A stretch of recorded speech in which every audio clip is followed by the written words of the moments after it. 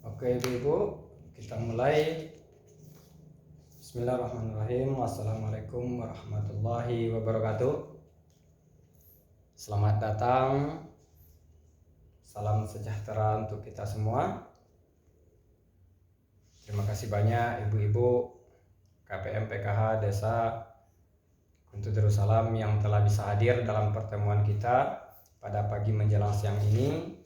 Mudah-mudahan ibu-ibu yang hadir di sini diberikan kesehatan, keselamatan, murah rezeki, umur panjang. Kemudian bagi ibu-ibu yang berhalangan hadir, memang tidak bisa hadir, yang telah menyampaikan kepada ketua kelompok, mudah-mudahan yang sakit diberikan kesehatan, yang susah diberikan kemudahan, agar mereka nanti bisa sama-sama berkumpul bersama kita di dalam pertemuan P2K2 yang itu merupakan salah satu kewajiban dari ibu-ibu, merupakan salah satu komitmen ibu-ibu selaku penerima manfaat dari pemerintah.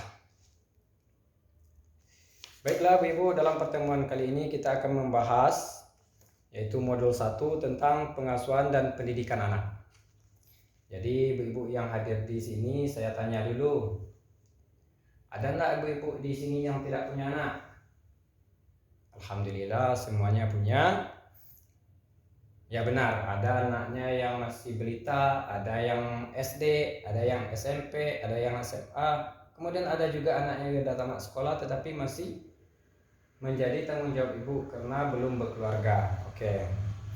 Jadi dalam hal itu kita mulai membahas nanti di dalam modul kali ini tentang pengasuhan anak, kemudian pendidikan anak. Artinya nanti kita di dalam pertemuan ini akan coba mentransfer beberapa pengetahuan tentang bagaimana metode mengasuh anak biar nanti anak ibu-ibu di kemudian hari, anak kita di kemudian hari menjadi anak yang baik, yang berbakti kepada kedua orang tua, anak yang bermanfaat bagi kedua orang tua, bagi lingkungan, bagi agama, bagi negaranya. Jadi sebelum kita berharap anak kita menjadi yang lebih baik, maka dalam pembahasan ini terlebih dahulu konsepnya bagaimana di dalam sesi 1 itu menjelaskan menjadi orang tua yang lebih baik. Itu sesi satunya daripada modul pengasuhan anak dan pendidikan anak. Kenapa di dalam materi ini menjadi orang tua yang lebih baik itu yang paling utama? Karena baik atau buruknya anak seseorang itu tergantung kepada orang tuanya. Jadi mungkin bagi yang kita beragama Islam, kita sering dengar ceramah ustadz atau kiai bahwasanya anak yang baru lahir itu dalam keadaan fitrah suci. Setelah itu orang tuanya lah yang akan membentuk anak ini mau menjadi putih terus, menjadi hitam, menjadi merah, menjadi kelabu dan sebagaimana macam yang akan jadi gitu. Jadi intinya orang tua lah yang menentukan bagaimana anaknya ke depannya. Jadi dalam hal ini bagaimana nanti kita orang tua mendidik anak kalau seandainya kita orang tua itu tidak bisa menjadi sebuah panutan.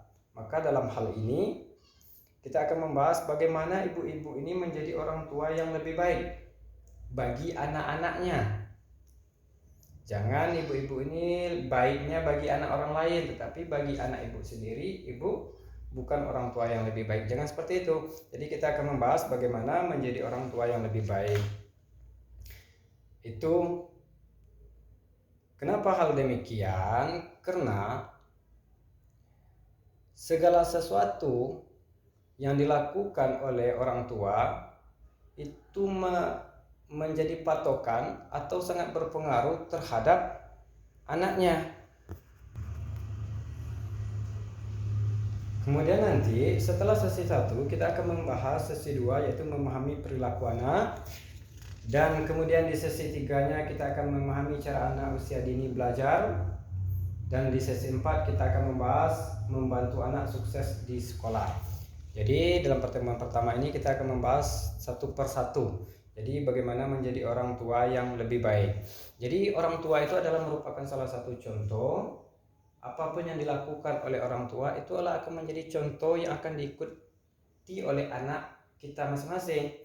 Jadi misalnya kalau kita orang tua di rumah sering kita marah-marah, maka anak kita nanti akan cenderung di luar pun maupun di rumah akan sering marah-marah.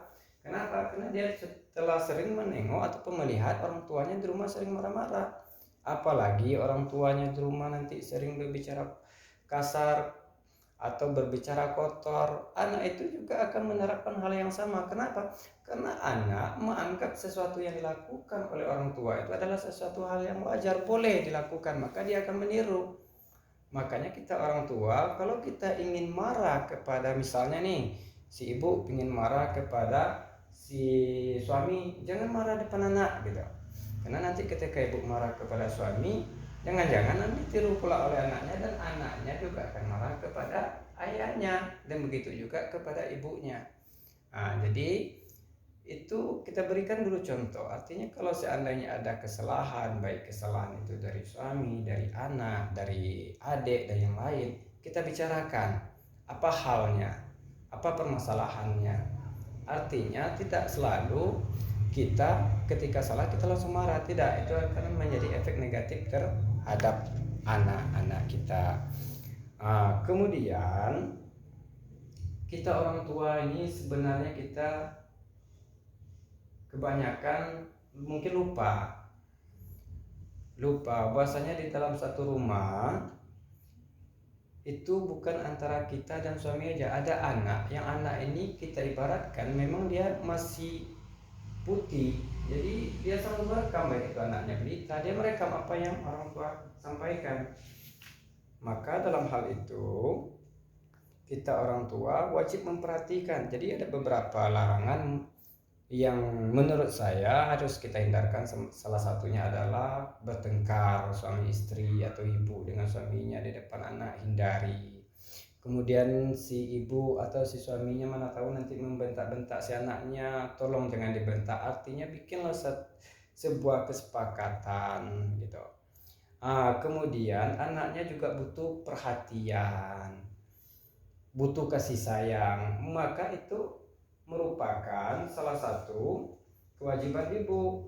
Kalau ibu itu nanti pada saat kewajiban ibu lakukan, maka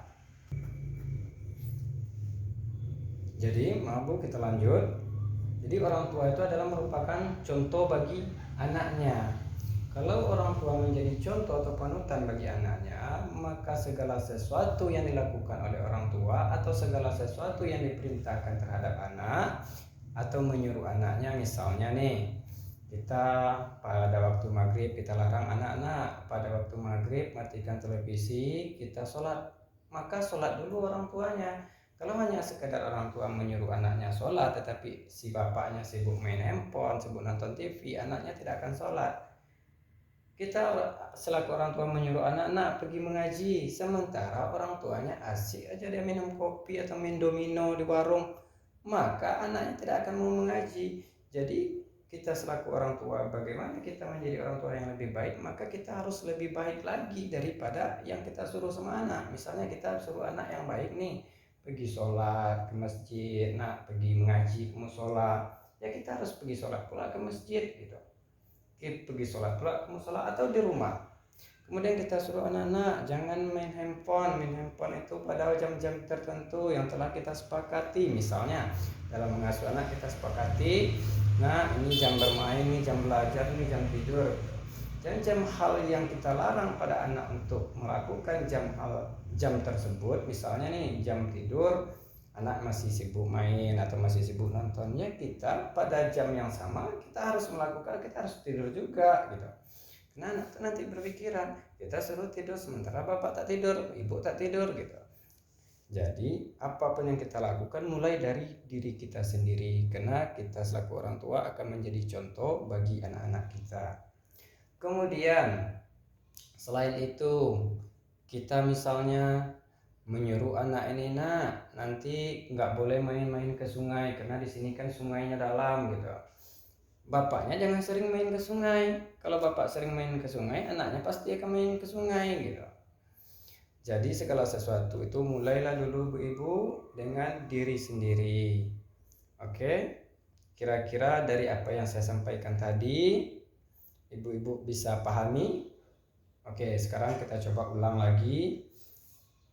Dan saya ingin menanya kepada ibu-ibu, pengalaman ibu-ibu di rumah dalam mengasuh anak atau kondisi anaknya sekarang seperti apa. Saya ingin mendengar cerita dari ibu-ibu, seperti apa ibu mengasuh anak di rumah, kelakuan anaknya di rumah seperti apa. Nanti dari hal yang ibu ceritakan, sama-sama kita diskusikan, sama-sama kita cari solusi dari bagaimana menghadapi perilaku anak. Mungkin di dalam sesi selanjutnya, di dalam modul 1 ini, kita juga akan membahas nanti bagaimana cara memahami anak usia dini untuk belajar, kemudian bagaimana nanti kita cara membantu anak sukses di sekolah.